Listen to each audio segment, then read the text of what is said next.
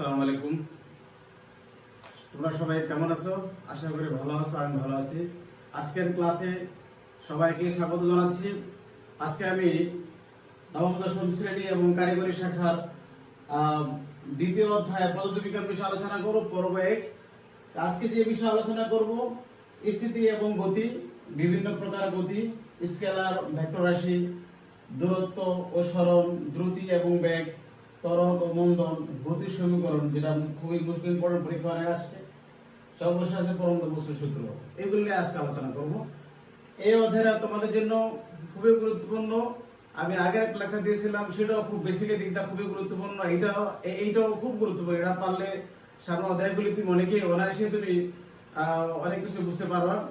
যাই হোক, এখানে প্রথমে যেটা দেওয়া আছে স্থিতি এবং গতি। স্থিতি গতি বলতে আমরা কি বুঝি? অধ্যায়ের নাম আমাদের গতি, ইংরেজিতে বলা হয় মোশন। তাহলে প্রথম যে আমাদের যে আলোচ্য বিষয়টা স্থিতি এবং গতি। স্থিতি বলতে আমরা কি বুঝি? যে কোনো বস্তু যখন সময়ের পরিবর্তনের সাথে সাথে তার অবস্থানের পরিবর্তন হয় না, তাকে বলা হয় স্থিতি বলা হয়। আবার বলি, যখন কোনো বস্তু সময়ের পরিবর্তনের সঙ্গে সঙ্গে তার অবস্থানের পরিবর্তন হয় না, তাকে বলা হয় স্থিতি। আমরা একটু লিখি, স্থিতি বলতে আমরা কি বুঝি?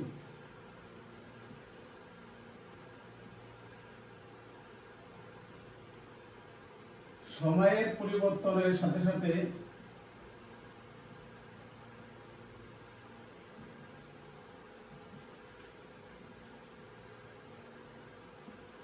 যদি কোনো বস্তু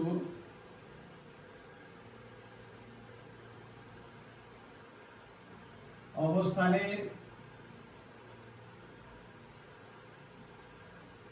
পরিবর্তন না ঘটে, তাকে স্থিতি বলা হয়। আর গতি হলো উল্টা। গতি হলো কোন বস্তুর সময়ের পরিবর্তনের সাথে সাথে, আমি এখানে কোনো বস্তুর কথা এখন বলি নাই, নিচে অবশ্য এখানে লিখছি যে গতি হলো কি হলো, সময়ের পরিবর্তনের সাথে সাথে যদি বস্তু অবস্থানের পরিবর্তন হয়, তাকে বলা হয় গতি। আমি এখানে দাঁড়ায় আছি, 5 মিনিট পরে আমি এখানে নেই, অন্য জায়গায় আছি, সেটাকে বলা হয় গতি। আর স্থিতি বলতে বোঝায় সময়ের পরিবর্তনের সাথে সাথে অবস্থানের পরিবর্তন ঘটবে না, সেটাকে বলা হয় স্থিতি বলা হয়। এই হলো আমাদের স্থিতি এবং গতি সংজ্ঞা। এটাকে বলা হয় রেস্ট। স্থিতিকে ইংরেজিতে বলা হয় রেস্ট, গতিকে বলা হয় মোশন। এখন আমরা জানি যে সূর্য চারদিকে পৃথিবী ঘুরছে। প্রত্যেকটা গ্রহ উপগ্রহ কিন্তু স্থির নেই, সর্বসময় ঘূর্ণায়মান। এখন কোনো কিছুই পরম নয়, স্থিতি নয়, কোনো কিছুই পরম নয়। স্থিতিও পরম না, গতিও আমাদের পরম না, সকল কিছু আপেক্ষিক। এটা আমরা এই কারণে বলি যে সকল কিছু, যেমন আমরা পৃথিবীতে বসবাস করতেছি, আমরা পরম না, আমরা আপেক্ষিক, ঘূর্ণায়মান। যার কারণে আরেকটা বিষয় এখানে ইম্পর্টেন্ট বিষয় মনে রাখতে হবে, প্রসঙ্গ বস্তু, ইংরেজিতে বলা অরিজিন বলা হয়। এই প্রসঙ্গ বস্তুর উপরে একটা বস্তু স্থিতি এবং গতি এটা নির্ভর করে। যেমন আমি যদি বলি যে একটা গাছের নিচে একটা লোক দাঁড়ায় আছে, তার পাশে দিয়ে ট্রেন যাচ্ছে, তা ট্রেন তো চলমান, তা ট্রেনের ওই লোকের সাপেক্ষে যে দণ্ডায়মান ছিল তার সাপেক্ষে ট্রেনটা হলো গতিশীল। আবার যেমন বলতে পারি যে একটা ট্রেনের মধ্যে কামরার মধ্যে দুইজন বসে আছে পাশাপাশি, উভয়ের দৃষ্টিতে তারা কিন্তু অবস্থান পরিবর্তন করছে, তারা কিন্তু স্থির। এই হলো আমাদের স্থিতি এবং গতি। তাহলে স্থিতি গতি আমাদের হয়ে গেল, নিশ্চয়ই তোমরা বুঝতে পারছো। এরপরে আমাদের আছে বিভিন্ন প্রকার গতি। বিভিন্ন প্রকার গতি, different types of motion.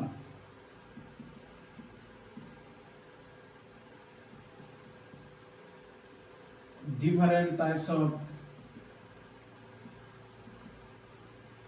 Motion. বিভিন্ন প্রকার গতির মধ্যে আমাদের প্রথমে যে গতি দেওয়া আছে বইতে, এটা হলো সরলরৈখিক গতি।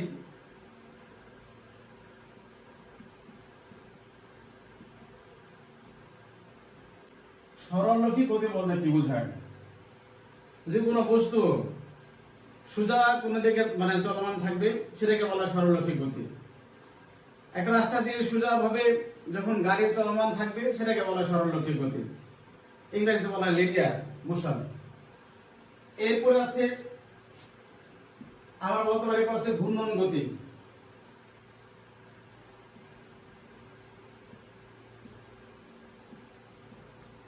ইংরেজিতে বলা হয় সার্কুলার মোশন। ঘূর্ণন গতি বলতে বোঝায় যদি কোনো বস্তু একটা নির্দিষ্ট বিন্দুকে কেন্দ্র করে সমান্তরত্ব বজায় রেখে ঘূর্ণমান থাকে সেটাকে বলা হয় ঘূর্ণন গতি। ফ্যানের পাখার গতি ঘূর্ণন গতি ইত্যাদি। তাহলে আমাদের ঘূর্ণন গতি হয়ে গেল। এরপরে আমাদের আছে চলন গতি।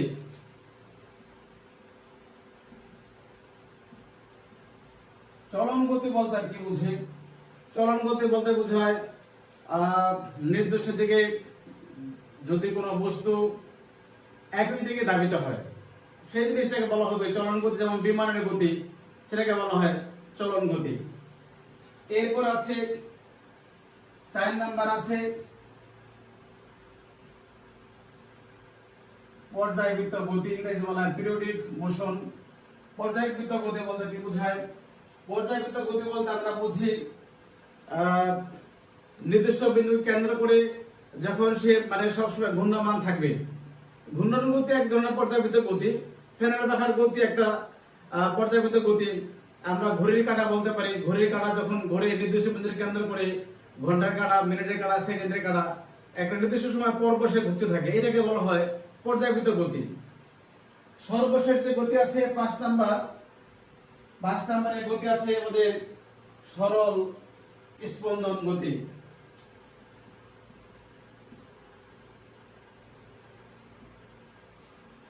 সরল স্পন্দন গতি এটা বলতে আমরা কি বুঝি?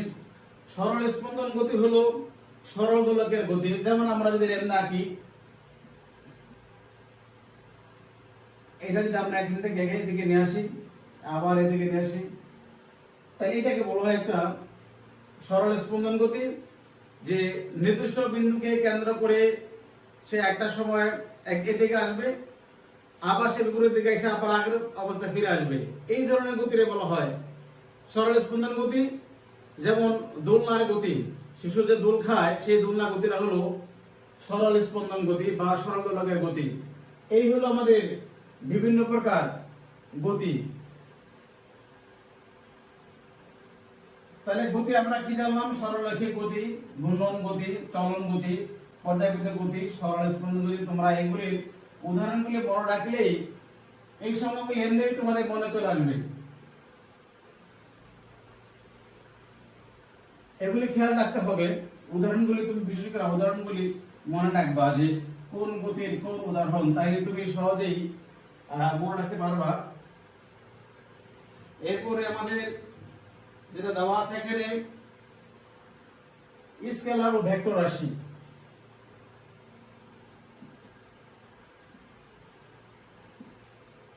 আগে আমরা স্কেলার রাশির কথাই বলি।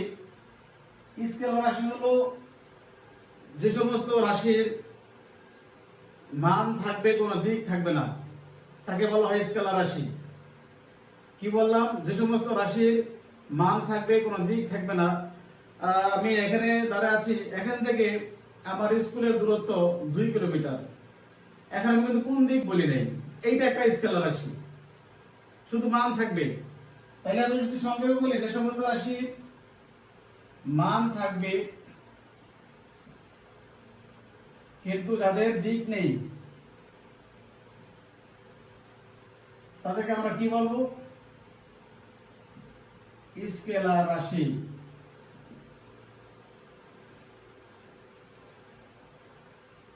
যেমন দূরত্ব, দূরত্বটা যে কোনো দিকে হতে পারে। আরো অনেক উদাহরণ আছে, আমরা একটা উদাহরণ এখানে বললাম যে যে সমস্ত রাশি নির্দিষ্ট মান থাকবে কোনো দিক থাকবে না তাকে বলা হয় স্কেলার রাশি। এরপর দেওয়া আছে ভেক্টর রাশি।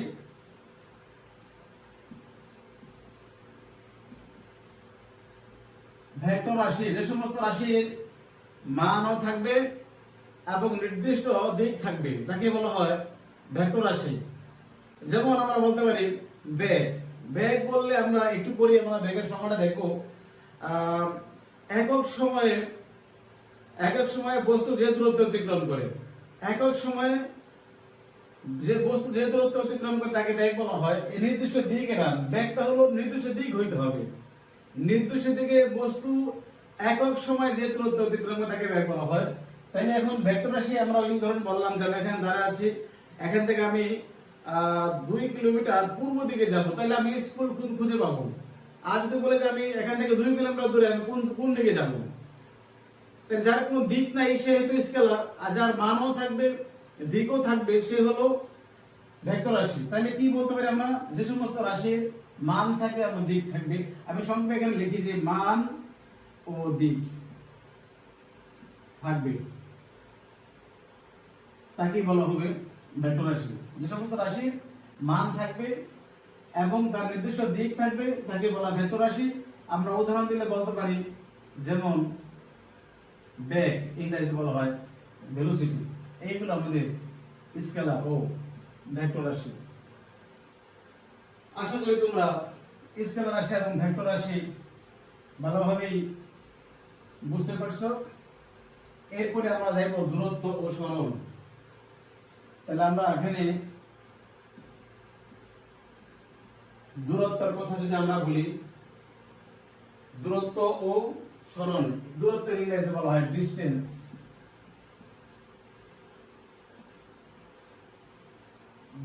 দূরত্ব বলতে কি বোঝায়?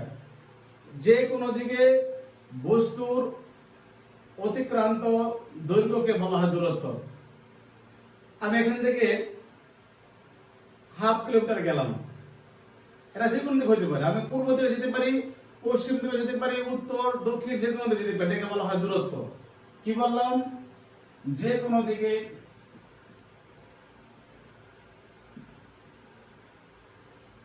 বস্তুর অতিক্রান্ত দৈর্ঘ্যকে কি বলে? দূরত্ব বলে। যে কোনো দিকে বস্তুর যে অতিক্রান্ত দৈর্ঘ্য তাকে বলা হয় দূরত্ব। এই দূরত্বের একক হলো মিটার। ইয়াকে ডি দ্বারা প্রকাশ করা হয়, ডি দ্বারা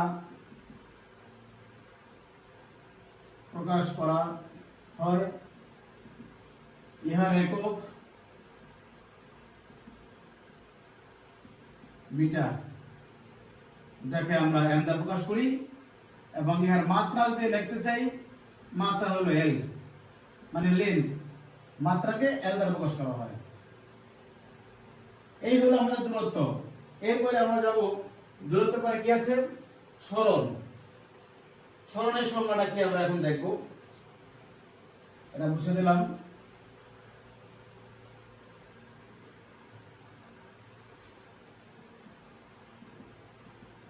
ইংরেজিতে বলা হয় ডিসপ্লেসমেন্ট। সরণ বলতে কি বোঝায়? নির্দিষ্ট দিকে বস্তুর অতিক্রান্ত দূরত্বকে বা অতিক্রান্ত দৈর্ঘ্যকে সরণ বলা হয়। এখানে আমি নির্দিষ্ট দিক উল্লেখ করে দিলাম, পূর্ব দিক, পশ্চিম দিক, এই যে দিক উল্লেখ করে দিলাম, নির্দিষ্ট দিক উল্লেখ করে দিলাম, এই জন্য এটা কি সরণ হইল। তাহলে আমাদের কি হবে? নির্দিষ্ট দিকে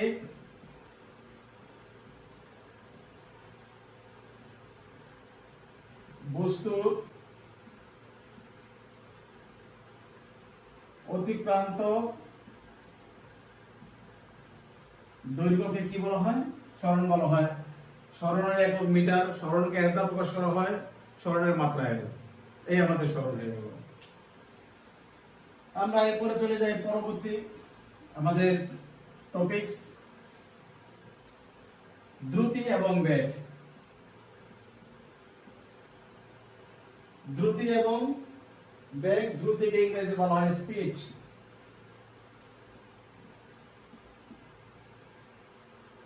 দ্রুতির সংজ্ঞা হবে যে কোনো দিকে বস্তুর বেগ বৃদ্ধির হারকে দ্রুতি বলা হয়।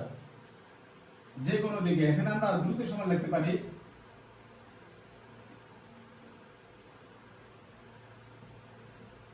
দূরত্ব বাই সময়। যে কোনো দিকে বস্তু একক সময় যে দূরত্ব অতিক্রম করে, যে কোনো দিকে বস্তু একক সময় যে দূরত্ব, একক সময় বলে সময় দ্বারা ভাগ হবে, যে কোনো দিকে বস্তু একক সময় যে দূরত্ব অতিক্রম করে তাকে বলা হয় দ্রুতি। সময়টা আমি লিখলাম না, দ্রুতি সমান দূরত্ব বাই সময়। দ্রুতিকে ভি দ্বারা প্রকাশ করা হয়, দূরত্বের একক হলো মিটার, সময়ের একক সেকেন্ড, তাহলে মিটার পার সেকেন্ড অথবা ms ইনভার্স 1। এটা হলো আমরা দ্রুতির একক লিখলাম। আর দ্রুতির মাত্রা লিখলে কি হবে, এটা আমাদের দ্রুতির একক। আর যদি মাত্রা লিখতে চাই, দূরত্বের একক হলো দূরত্বকে প্রকাশ করা l দ্বারা আর সময়কে প্রকাশ করা t দ্বারা, তাহলে এটা কি হবে lt ইনভার্স 1। আর এখানে আমরা দ্রুতিকে v দ্বারা প্রকাশ করলে এই হলো আমাদের দ্রুতির মাত্রা। আমরা কিন্তু যখন আমি আরেকটা তোমাদের লেকচার এটা পড়া দিয়েছিলাম যে প্রথম অধ্যায়ের মধ্যে, সেখানে বলছিলাম যে মাত্রা তিনটা অক্ষরে প্রকাশ করা হয়, l, m এবং t। তো সেই আঙ্গিকে আমরা এখানে লিখলাম যে দ্রুতি সমান দূরত্ব বাই সময়। দূরত্বকে l মানে লেন্থ মানে দূরত্ব, সময় হলো টাইম, তাহলে l বাই t, এর উপর হয়ে গেলে ইনভার্স 1 হয়ে যায়, ইনভার্স 1 এই আমার দূরত্ব হয়ে গেল। তাহলে আমরা কি বললাম, যে কোনো দিকে বস্তু একক সময় যে দূরত্ব অতিক্রম করে তাকে বলা হয় দ্রুতি। তাহলে আমরা দ্রুতিটা মুছে দেই। আমরা যদি এখানে আরেকটু যদি করি, এখানে নিচের উপরে আমরা রেখে দিলাম, যদি আমরা এখানে বেগ লিখি, বেগের ইংরেজিতে বলা হয় ভেলোসিটি।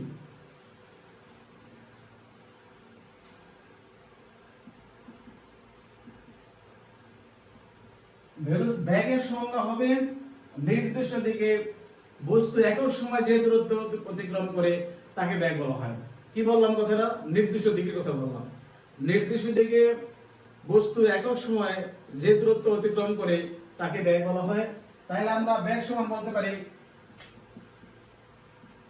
বেগ সমান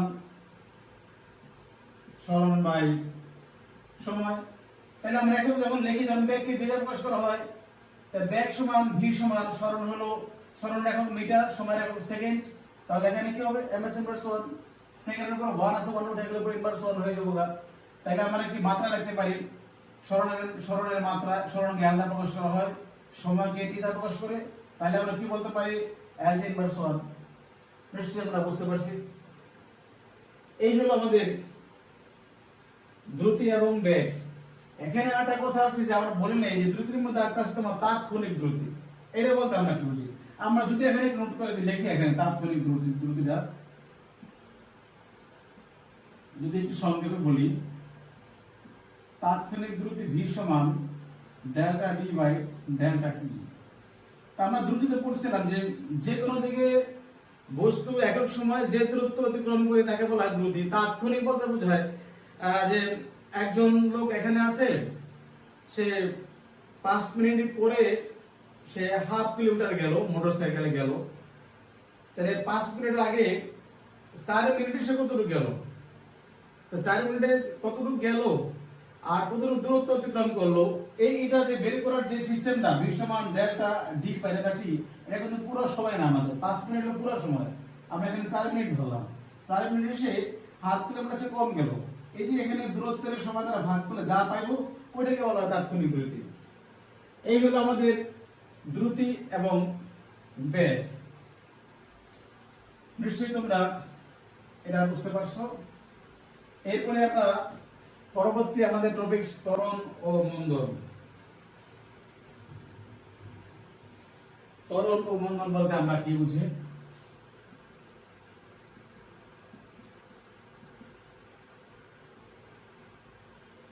অ্যাক্সিলারেশন, ত্বরণ।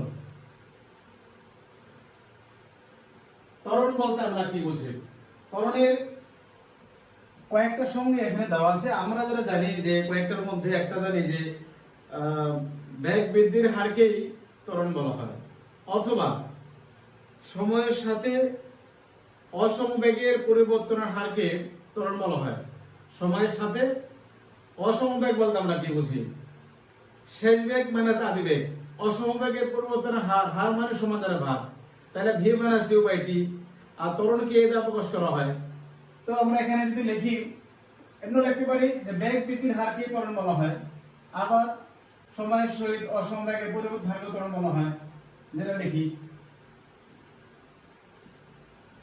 বেগ বৃদ্ধির হারকে ত্বরণ বলে, ইহাকে এ দ্বারা প্রকাশ করা হয়। এখন আমরা ত্বরণ সমান কি লিখতে পারি? বেগ বাই সময়। বেগ সমান কি লেখা যায়? সরণ বাই সময় ভাগ সময়। এখন যারা উল্টাই দিই তাহলে কি লেখা যায়? সরণ বাই সময় স্কয়ার। আমি দিক পেয়ে দিকে লিখি আমাদের সুবিধার জন্য। এই লাইন থেকে এদিকে যখন আসবে তখন সরণকে প্রকাশ করা m দ্বারা, সময়কে প্রকাশ করা হয় h দ্বারা। সময় স্কয়ার হলে কি হবে? সময় স্কয়ার এখানে তাহলে লিখব, এখানে স্কয়ার হবে, স্কয়ারটা উপরে উঠে গেলে ms ইনভার্স 2। এখানে আমরা কি লিখলাম? ত্বরণের একক ms ইনভার্স 2 অথবা মিটার পার সেকেন্ড স্কয়ার। এখন যদি আমরা এখানে মাত্রা লিখি, যদি আমরা এখানে একটু এদিকে যদি লিখি ত্বরণের মাত্রা, এটা মাত্রাটা কার লিখতেছি? ত্বরণের মাত্রা।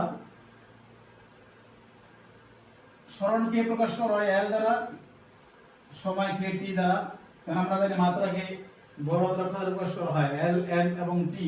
তো সেই অনুযায়ী আমরা বলতে পারি lp ইনভার্স 2। সুতরাং এই থার্ড ব্র্যাকেট দিয়া মাত্রাকে আমরা জানি থার্ড ব্র্যাকেটের সাহায্যে মাত্রাকে প্রকাশ করা হয়। যেন আমরা এখানে a লেখা এবং অ্যাক্সেলারেশন ত্বরণকে a দ্বারা প্রকাশ করা হয়, তাহলে এখানে a লিখে থার্ড ব্র্যাকেট দিয়ে সমান lp ইনভার্স 2। এই হলো আমাদের ত্বরণের সমস্ত কিছু সংজ্ঞা, একক এবং ত্বরণের মাত্রা। আর মন্দন বলতে কি বোঝায়? উল্টা। বেগ বৃদ্ধির হারকে ত্বরণ বলা হয়, আর বেগ যে হ্রাসের হারকে বলা হয় মন্দন। প্লাস মান আসলেই ত্বরণ হবে, বেগ যখন মাইনাস আসবে তখন তাকে আমরা মন্দন বলবো।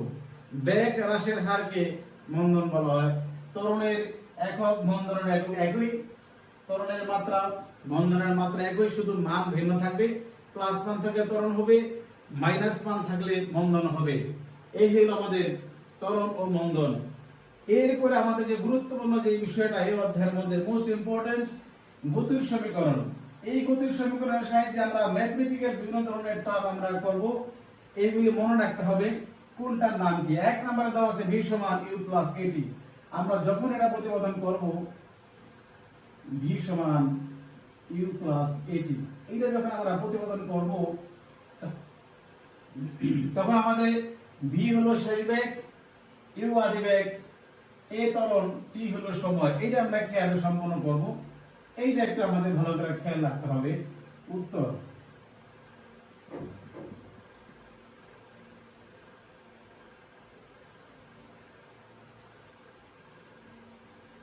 এই একটা বস্তু,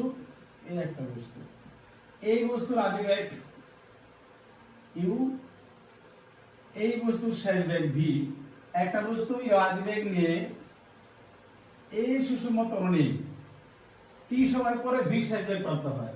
কি বললাম কথাটা? মনে করি একটা বস্তু u আদিবেগ নিয়ে এই সুষম ত্বরণে t সময় পরে v শেষ বেগ প্রাপ্ত হয়। এই কথা আমরা লিখতে হবে। মনে করি কোন বস্তু u আদিবেগ নিয়ে এই সুষম ত্বরণে, মনে করি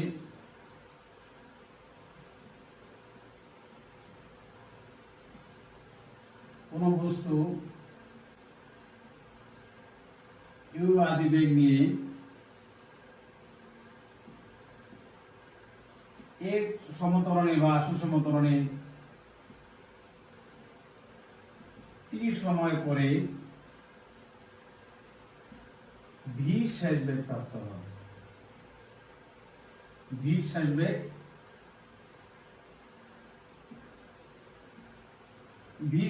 প্রাপ্ত হয়। তো এখন আমরা কি বলতে পারি? সুতরাং t সময়ে বেগের পরিবর্তন শেষ বেগ মাইনাস আদিবেগ। বেগের পরিবর্তন অসম বেগ বললে শেষ বেগ থেকে আদিবেগ বিয়োগ করতে হবে। তাহলে t সময় বেগের পরিবর্তন হবে v মাইনাস u। তো আমরা এখন সংজ্ঞার মধ্যে আমরা এর আগে পড়লাম, একটু আগে পড়লাম যে ত্বরণের সংজ্ঞা কি পড়ছিলাম, অসমবেগের পরিবর্তনের হারকে ত্বরণ বলে। তো এখন আমরা লিখতে পারি, কি লিখতে পারি, আমরা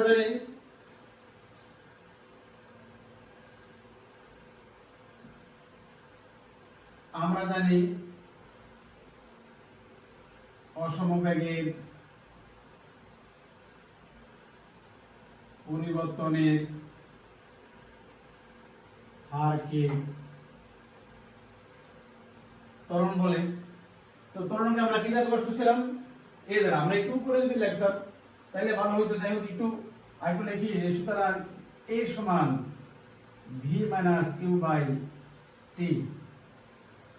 অসমবেগের পরিবর্তন, অসমবেগ মানে বোঝায় শেষ বেগ মানে আদি বেগ, আর সময় হলো হার হলো t দ্বারা ভাগ, আর এটা প্রকাশ করে আমরা ত্বরণকে তাহলে a সমান v minus u by t। এখন আমরা একটু উপরে লিখি, উপরে চিত্রটা একটু মুছে দিই এখান দিয়ে, তাহলে আমাদের এখানে পুরোটা বুঝতে সুবিধা হবে। তোমরা নিচে লিখবা, এখানে আমি এভাবে নিয়ে আসলাম, বা লেখা যায় v মাইনাস q সমান 80। যদি আমি আর গুণন করি, এই a নিচে 1 আছে, তাহলে v মাইনাস q সমান 80 হবে, বা v সমান মাইনাস q সমান বাম দিকে আছে, ডান দিকে হয়ে গেলে প্লাস u হবে। প্রথমে প্লাস চিহ্ন দেওয়া লাগে না।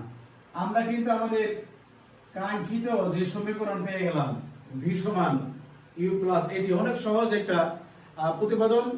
অঙ্ক করার ক্ষেত্রে তো এগুলি লাগবে, এগুলো ছাড়া অঙ্ক করা যাবেই না, খুবই ইম্পর্টেন্ট বিষয়। তাহলে আমরা কি বললাম, v হলো আমাদের শেষ বেগ, u আদি বেগ, a ত্বরণ, আর t হলো সময়। এখন স্থির অবস্থা, এখানে পরীক্ষায় এটা তো থাকতে পারে, অথবা যদি আমরা বলি যে স্থির অবস্থায়, স্থির অবস্থায় u মানে আদি বেগ 0, সেই ক্ষেত্রে আমরা কি লিখতে পারি, v সমান 0 প্লাস 80 মানে 80। আর আমরা জানি যে ত্বরণ ধ্রুব, ধ্রুব মানে যার মান নির্দিষ্ট মান থাকে, তাহলে সেই হিসাবে কি বলতে পারি, v প্রপোর্শনাল t, এই কথা আমরা বলতে পারি। এখানে a ধ্রুব, তাহলে এটা আমরা মুছে দেই। তো এখানে আমরা কি জানলাম, যে বেগ সময়ের সমানুপাতিক। এটা দ্বারা কি বোঝায়, নির্দিষ্ট সময় পরে, যত সময়, যখন সময় বাড়লে বেগও বাড়বে, সময়ের সাথে বেগের সম্পর্ক, এটাকে বলা হয় শেষ বেগ, মানে বেগ সময়ের সমানুপাতিক। তাহলে এখানে আমরা কি বলতে পারি, স্থির অবস্থান থেকে সুষম ত্বরণে, স্থির অবস্থান থেকে সুষম ত্বরণে চলমান কোন বস্তুর বেগ সময়ের সমানুপাতিক, সময় বাড়লে বেগও বাড়বে। এটা বোঝায়, সমানুপাতিক বোঝায়। এটাকে বলা v প্রপোর্শনাল বা v ভেরিয়াস st, মানে সময় বাড়লে আমাদের বেগও বাড়বে, এটাকে বলা v সমানুপাতিক। ঠিক পরীক্ষায় v সমান u প্লাস 80 আসলে তোমরা এই পর্যন্ত লিখবা। আর যদি বলে যে বেগ সময় সমানুপাতিক, স্থির অবস্থান থেকে সুষম ত্বরণে চলমান কোন বস্তুর বেগ সময়ের সমানুপাতিক, তাহলে তুমি সেই হিসাবেই v প্রপোর্শনাল t এর পর্যন্ত লিখবা। এই আমাদের গতি সমীকরণের প্রথমটা আমাদের হয়ে গেল। এরপরেরটা 2 নাম্বার,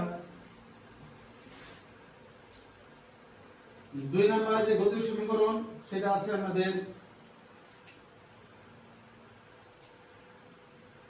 s সমান 2 নাম্বার গতি সমীকরণ, s equal to u plus v by 2 into t। এটা করতে গেলে আমাদের চিত্র আঁকতে হবে, সমাধান বা উত্তর লিখলে ভালো হয়।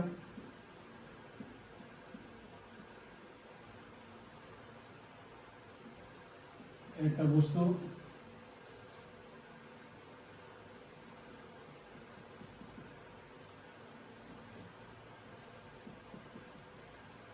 u আদি বেগ নিয়ে এই সুষম ত্বরণে t সময় পরে v শেষ বেগ প্রাপ্ত হয়। মনে করি এই সময় বস্তুটা s দূরত্ব অতিক্রম করে, এই কথাটা আমরা লিখতে হবে। তাহলে আমাদের কি লিখতে হবে, মনে করি কোন বস্তু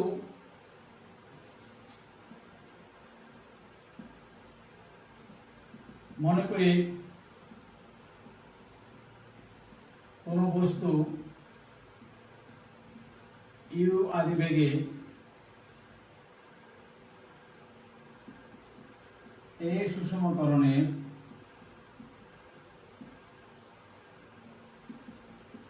টি সময়ে এস দূরত্ব অতিক্রম করে ভি শেষ বেগ প্রাপ্ত হয়। ভি শেষ বেগ প্রাপ্ত হয়। কি বললাম কথাটা? কোন বস্তু ইউ আদিবেগ নিয়ে এই সুষম ত্বরণে বা এই সমত্বরণে টি সময় পরে সে এস দূরত্ব অতিক্রম করবে, তখন সে শেষ বেগ তার কত হবে? ভি হবে। এটা ওখানে আগেরটার মধ্যে আমরা দূরত্ব দেই না, এখানে আমাদের দূরত্ব দিতে হবে। যেহেতু সুষম ত্বরণে চলে, এজন্য গড় বেগ কি হবে? আদিবেগ ও শেষ বেগ গাণিতিক গড়ের সমান। যেহেতু আমরা কি লিখছি? আমরা সুষম ত্বরণে চলে, এজন্য তার গড় বেগ হবে, যেহেতু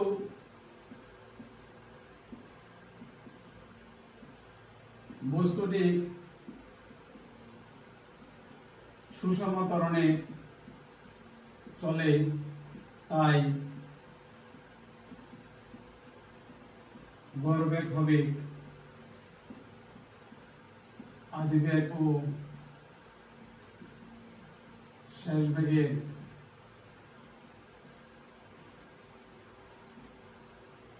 গাণিতিক গড়ের সমান।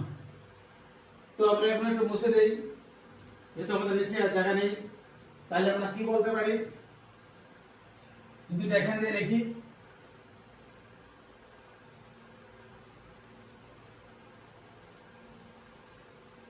সুতরাং গড় বেগ সমান ভি বার সমান U plus V by two. Two দিলাম কি জন্য? আমরা দুটো এখানে বেগ দেওয়া আছে, একটা আদি বেগ দেওয়া আছে আর শেষ বেগ দেওয়া আছে, যার কারণে আমরা যদি ভাগ করলাম গড় বেগ ভি বার সমান U plus V by two. এটা যদি আমরা এক নং সমীকরণ দেই, দিলাম আমরা এক নং সমীকরণ, এক নং ইকুয়েশন দিলাম, এটা আমরা মুছে দেই। আমরা আবার কি বলতে পারি? আবার আমরা জানি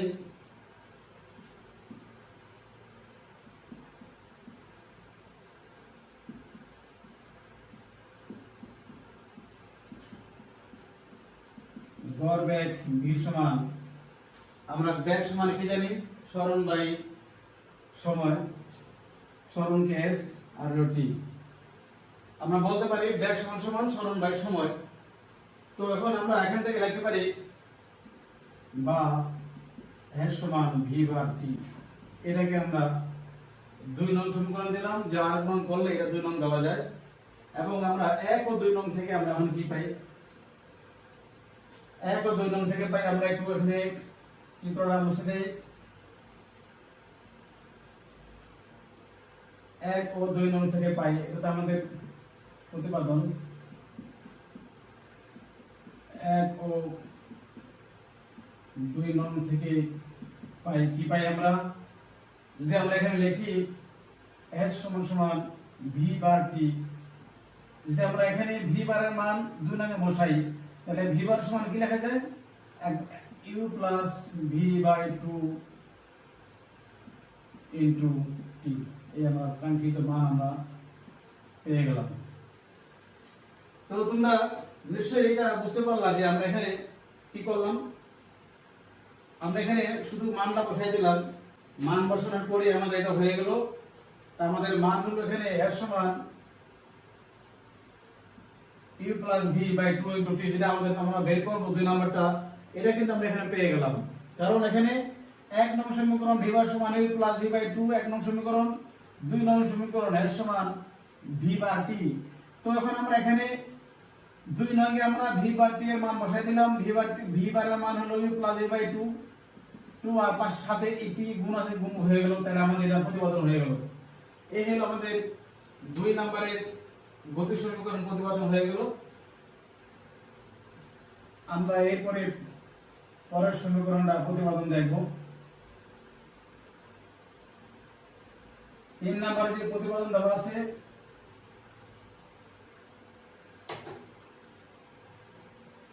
দুই নাম্বারটা হয়ে গেল আমাদের। 3 নাম্বার দেওয়া আছে s সমান ut plus half at square, s সমান ut plus half at square. এইটা প্রতিপাদন করব আমরা। এটা প্রতিপাদন করলে এখানে আমাদের ওই আগের মধ্যে করতে হবে উত্তর।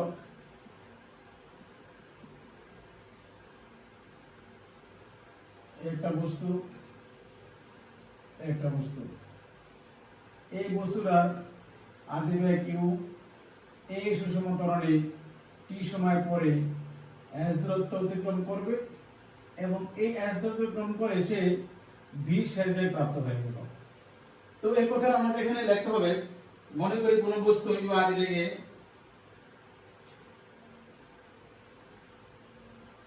মনে করি কোন বস্তু u আদিবেগে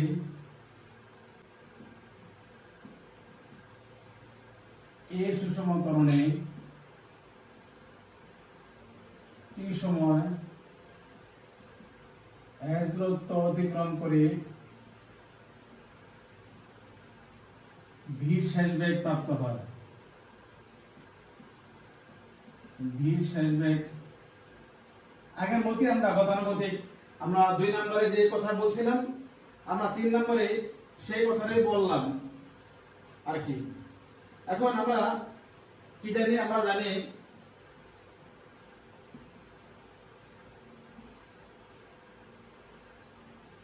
বস্তুটির গড় বেগ সমান আমরা কি বলতে পারি, সরণ বাই সময় আমরা বলতে পারি, কারণ আমরা এটা এর আগে লিখছি। বা আমরা কি বলতে পারি, s সমান v বার t। যদি এটা আমরা 1 নং সমীকরণ দেই তাহলে আমরা দিতে পারি সমীকরণ দাও, অসুবিধা নাই। এরপর আমরা কি লিখছিলাম, আমরা যদি 2 করে মুছে দেই,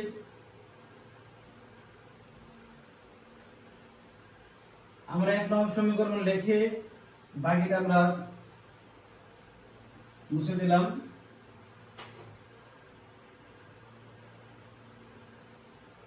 আমরা জানি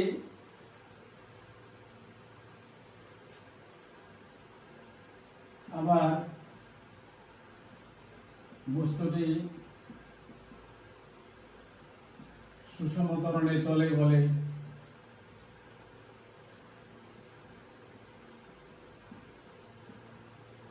গড় বেগ হবে আদিবেগ ও শেষ বেগের গাণিতিক গড়ের সমান, অর্থাৎ v বার সমান u প্লাস v বাই 2। আমরা লিখতে পারি কিনা, দুইটা বেগ এজন্য আমরা 2 দ্বারা ভাগ করলাম। এখন এটাকে আমরা 2 নং সমীকরণ লিখতে পারি। এখন আমরা 1 ও 2 নং থেকে আমরা কি পাই, 1 ও 2 নং থেকে কি পাই, আমরা লিখতে পারি s সমান v বারের মান আমরা 1 নং বসাই। v বারের মান হলো u plus v by 2 into t। এটা আমরা দিলাম 3 নং সমীকরণ। কিভাবে লিখলাম এটা আমরা 1 ও 2 নং থেকে, অর্থাৎ a না বলে বলতে পারি যে v বারের মান 1 নং এ বসাই। 1 নং এর মধ্যে আছে s সমান v বাই t, s সমান v বারের মান হলো u প্লাস v বাই 2 আর এখানে t ইনটু গুণ করে দিলাম আমরা। তাহলে আমরা এটা মুছে দেই, 3 নং পর্যন্ত রাখলাম। নিশ্চয়ই তোমরা 3 নং পর্যন্ত মনে বুঝতে কারো অসুবিধা নাই।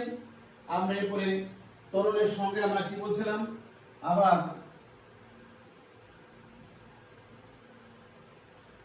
সময়ের সাথে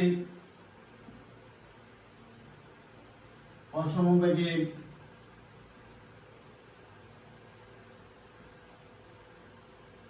পরিবর্তনের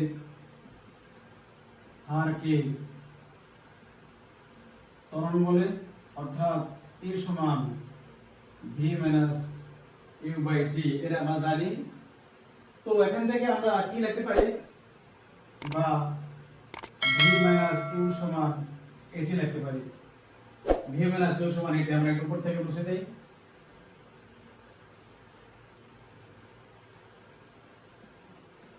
বা v সমান আমরা লিখতে পারি ইউ প্লাস এটি। এখন আমরা ভি এর মান, এই যে আমরা এখানে ভি এর মান পেয়ে গেলাম, এখন এই ভি এর মান আমরা 3 নং এ বসিয়ে দেব।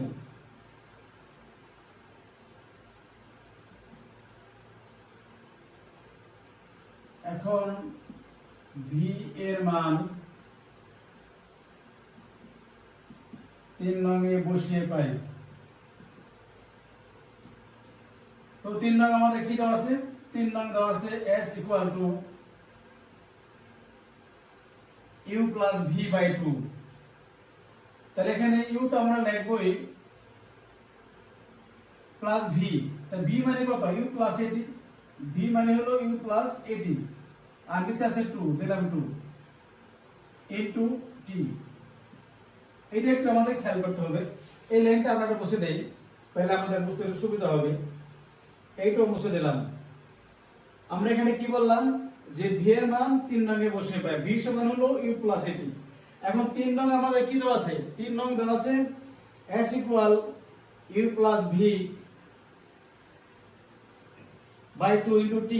এখন এখানে আমরা u তে u রাখলাম, প্লাস v এর জায়গায় বসালাম u প্লাস 80, নিচে আছে 2 ইনটু t। এখন আমরা ক্যালকুলেশন করেছি, লাইন লেখা মুছে দিতে পারি আমরা, কারণ আমরা মান বসিয়ে ফেলছি। বা এর সমান u যোগ করলে হবে 2u 80 বাই 2 ইনটু t, বা এর সমান নিচে 2, আমার উপরে 2 কমন নিলে অথবা 2ut প্লাস 80 স্কয়ার লিখতে পারি। আমরা এখানে কি করলাম? এই t কিন্তু উপর আছে, t দ্বারা 2 এর গুণ করলে 2ut হবে, আবার 80 দ্বারা t এর গুণ করলে কি হবে? 80 স্কয়ার হবে। এখন যদি আমরা এখানে উপরে 2 কমন নেই, তাহলে ut প্লাস হাফ 80 স্কয়ার, নিচে আসবে আমাদের 2, কারণ এখানে 2 দা গুণ করলে আমরা আগের মতো হলে 2 কাটা গেলে 80 স্কয়ার হয়, 2 কাটা, তাহলে এখানে কি হলো? ut plus half 80 square. সুতরাং এর সমান সমান আমরা একটু উপরে যদি লিখি, তাহলে আমরা কি পেয়ে গেলাম? এর সমান সমান ut প্লাস হাফ 80 স্কয়ার। নিশ্চয়ই তোমরা ভালো করে বুঝতে পারলা যে আমাদের তৃতীয় যে সমীকরণটা, গতির সমীকরণটা আমাদের প্রতিপাদন হয়ে গেল ইতিমধ্যে। তাহলে এটা আমরা কি প্রমাণ করলাম? s সমান সমান ut প্লাস হাফ 80 স্কয়ার। নিশ্চয়ই বুঝতে পারছো, এইভাবে তোমরা ধারাবাহিকভাবে করলে কোনো সমস্যা হবে না। এরপরে যে ইকুয়েশনটা আমাদের আছে গতির সমীকরণের মধ্যে, v স্কয়ার সমান u স্কয়ার প্লাস 2as, এটা আমরা এখন দেখব। অনেক এটাও সোজা, এটা কঠিন না, একটু ক্যালকুলেশন তো করতে হবেই। তাহলে এটা আমরা মুছে দিলাম।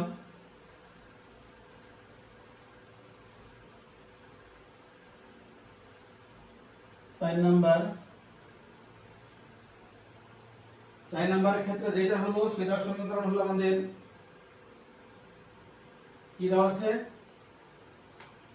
v স্কয়ার সমান u square plus 2as। 4 number v square সমান u স্কয়ার প্লাস 2as। এটা আমরা এখন দেখব। উত্তর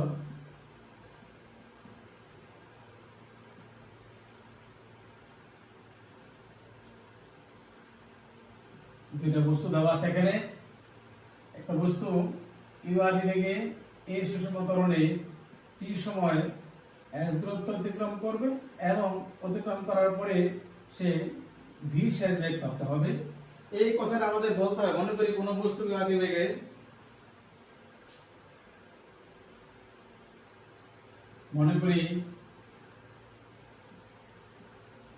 কোনো বস্তু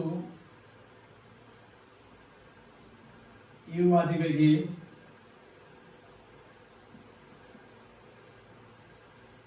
a সুষম ত্বরণে t সময় s দূরত্ব অতিক্রম করে v শেষ বেগ প্রাপ্ত হয়।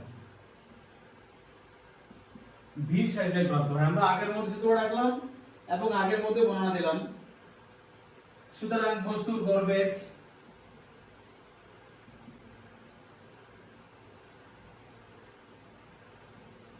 ভি বার সমান লিখতে পারি আমরা S by T. V bar সমান লিখতে পারি আমরা এস বাই টি, বা এস সমান লেখা যায়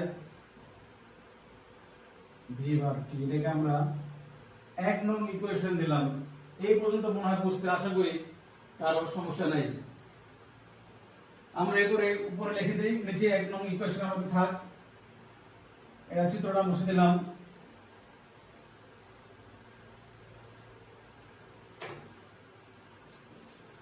যেহেতু বস্তুটি সুষম ত্বরণে চলে, তাই এর গড় বেগ হবে আদি বেগ ও শেষ বেগের গাণিতিক গড়ের সমান। অর্থাৎ আমরা কি বলতে পারি, ভি বার সমান U plus V by two. কারণ দুইটা বেগ দেওয়া আছে, দুইটা বেগ থাকার কারণে আমাদের আদি বেগ আর শেষ বেগ যোগ হবে এবং ভাগ 2 হবে। এখন আমরা 1 ও 2 নং থেকে আমরা কি বলতে পারি, এটা যদি আমরা 2 নং সমীকরণ যদি আমরা বলি, তাহলে আমরা এখানে কি বলতে পারি, 1 নং ও 2 নং সমীকরণ থেকে পাই।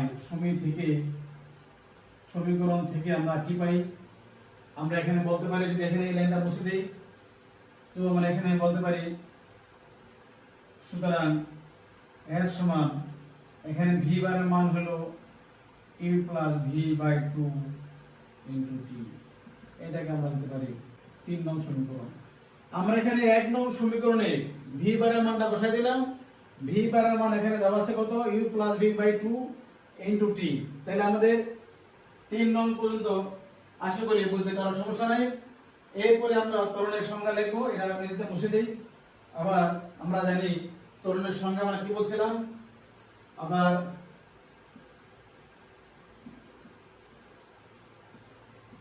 সময়ের সাথে অসমভাগের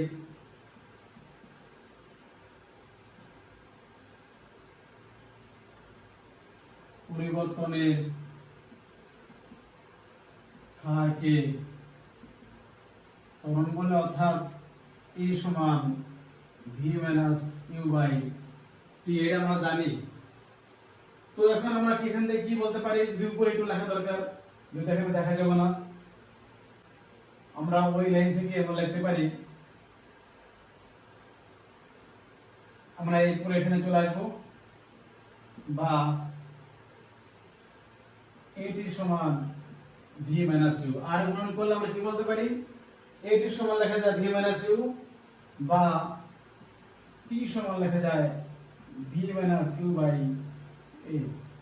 এটাকে আমরা যদি পারি নিয়ম অনুযায়ী 4 নং সমীকরণ। 3 নং পর আমরা 4 নং লিখতে পারি। এখন আমরা 3 ও 4 নং থেকে পাই, আমরা এটা মুছে দেই। আমরা এখানে কি করলাম, আমরা জানি ত্বরণের সংজ্ঞা থেকে জানি a সমান v minus u by t। তারপর আর গুণন করলে এটি সমান v মাইনাস u, তাহলে t সমান হবে v minus u by a। এখন এটা মুছে দেই।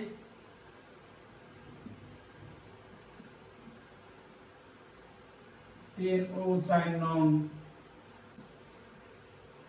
থেকে পাই, আমরা 3 নং সমীকরণে কি আছে, s সমান u plus v by 2 into t।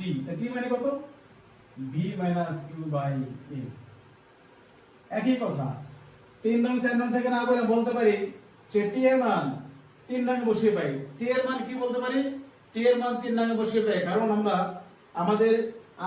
আমরা হলো প্রতিপদানের উপর বেস স্কয়ার সমান বেস স্কয়ার প্লাস 2s।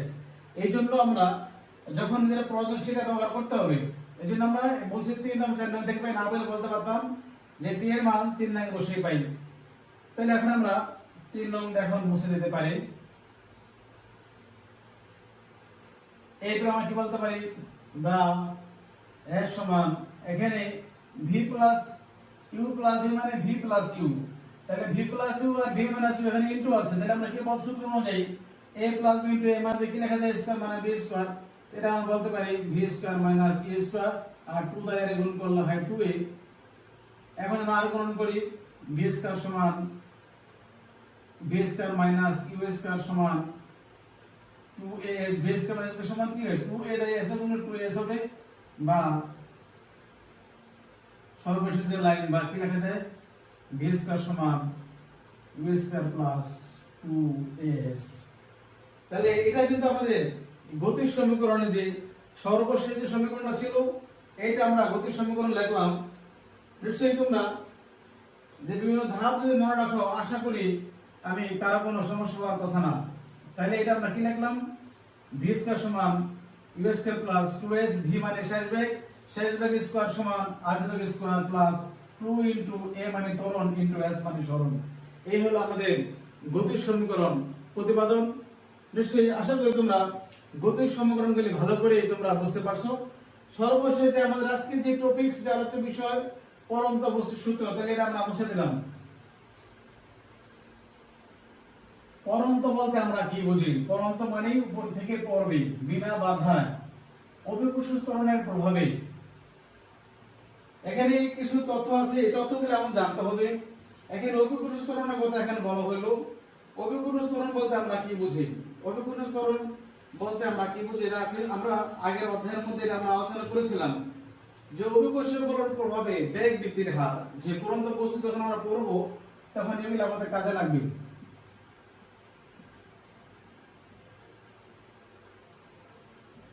পরন্ত বস্তুর সূত্র ইংরেজিতে বলা হয় ফলিং বডি, ইংরেজিতে বলা হয় লস অফ ফলিং বডিজ।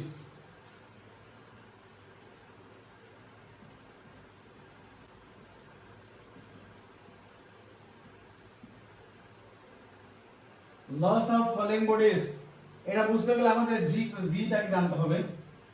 জি হলো অভিকর্ষ ত্বরণ। অভিকর্ষ ত্বরণ বলতে আমরা কি বুঝি? অভিকর্ষ বলের প্রভাবে, অভিকর্ষ বলের প্রভাবে বেগ বৃদ্ধির হারকে বলা হয় অভিকর্ষ ত্বরণ। এটাকে জি দ্বারা প্রকাশ করা হয়, এর ত্বরণকে প্রকাশ করে এ দ্বারা প্রকাশ করা হয়। এর যে মাত্রা একক, অভিকর্ষ ত্বরণের মাত্রা একই জিনিস। তাহলে আমরা কি বললাম যে পরন্ত বস্তুর সাথে অভিকর্ষ ত্বরণের সম্পর্ক আছে। অভিকর্ষ ত্বরণের সংজ্ঞা হলো অভিকর্ষ বলের প্রভাবে বেগ বৃদ্ধির হারকে অভিকর্ষ ত্বরণ বলা হয়। এটাকে জি দ্বারা প্রকাশ করা হয়। এটা আমরা আলাদা টপিকসে আলোচনা করেছি, এটা দেখে নিবা। এখন পরন্ত বস্তুর ক্ষেত্রে বলতে গেলে এখানে বলতে হবে বিনা বাধায় স্থির অবস্থান। বিজ্ঞানী গ্যালিলিও মাধ্যাকর্ষণ যে ত্বরণ অভিকর্ষ ত্বরণের সাথে সম্পর্ক রেখে তিনটা সূত্র প্রতিপাদন করছে। তার মধ্যে প্রথম সূত্রের মধ্যে বলা হয়েছে স্থির অবস্থান থেকে কি হবে, বিনা বাধায় পরন্ত কোন বস্তু সমান সময়ে সমান পথ অতিক্রম করবে। একই উচ্চতা থেকে স্থির অবস্থান, বিনা বাধায় পরন্ত কোন বস্তু একই উচ্চতা থেকে সমান সময় কি করবে, সমান পথ অতিক্রম করবে। সমান সময় সমান পথ অতিক্রম করবে, এটাকে বলা হয় প্রথম সূত্র। যদি সূত্রটা আমি লিখে দেই তাহলে তোমরা আরেকটু ক্লিয়ার হবে যে স্থির অবস্থান ও একই উচ্চতা থেকে স্থির অবস্থান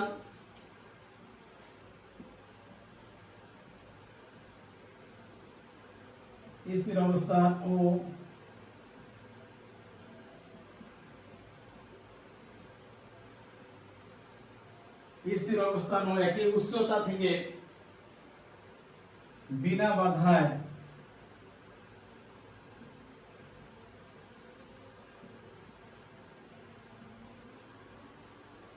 বিনা বাধায় পরন্ত কোন বস্তু সমান সময়ে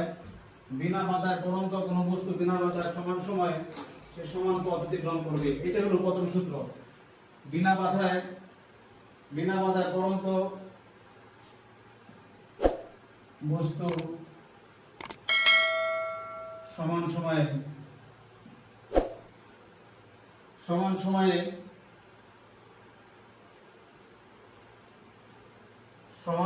সমান পথ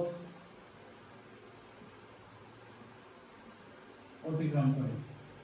এখানে বিষয় এরকম, ছাদ থেকে যদি একটা ফুটবল আর তুলা ফালায় দেওয়া হয় তাহলে সে কি হবে, পরন্তু মুক্তভাবে সে পড়বে বিনা বাধায়, সে সমান সময়ে সমান পদ্ধতি গ্রহণ করবে। এটা হলো প্রথম সূত্র। দ্বিতীয় সূত্র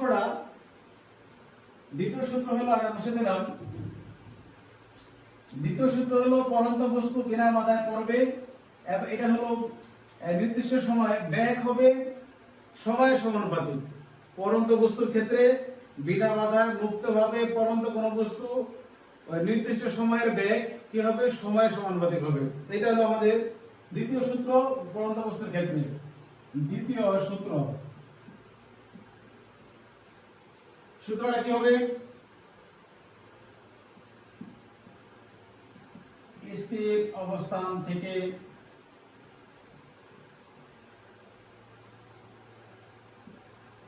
বিনা বাধায়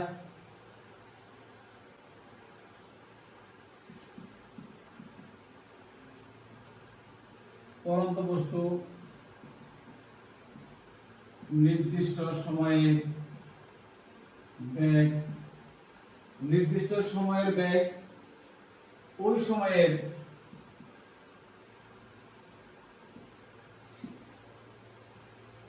সমানুপাতিক, অর্থাৎ ভি প্রপোর্শনাল টি।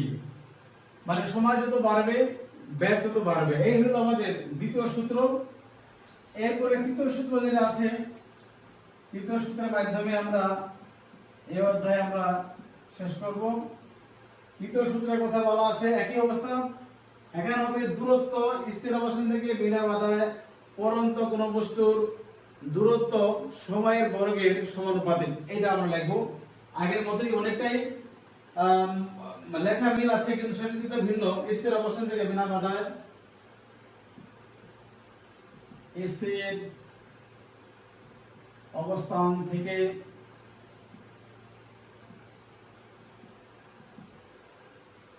অবস্থান থেকে বিনা বাধায়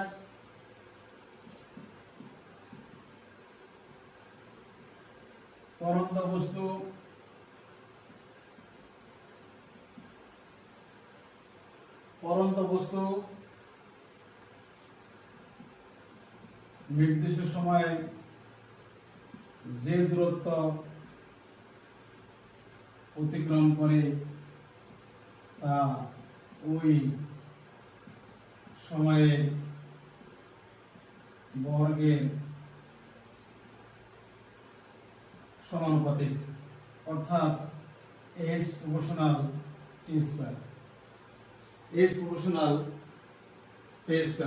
প্রিয় শিক্ষার্থীরা, আশা করি তোমরা আমার এই লেকচারটা ভালো করে বুঝতে পারছো। তোমাদের বইয়ের মধ্যে ধারাবাহিকভাবে এইভাবে আলোচনা দেওয়া আছে। আমি সেই অনুযায়ী তোমাদের এই টপিকটা খালাইছি। প্রথম পর্ব। আমি এরপরে যখন তোমাদের সময় পাবো গাণিতিক যে সমস্যার সমাধানগুলো করে দেব। আশা করি তোমরা আমার লেকচারটা ভালোভাবে পুরো ভিডিও দেখলে ভালো করে বুঝতে পারবা।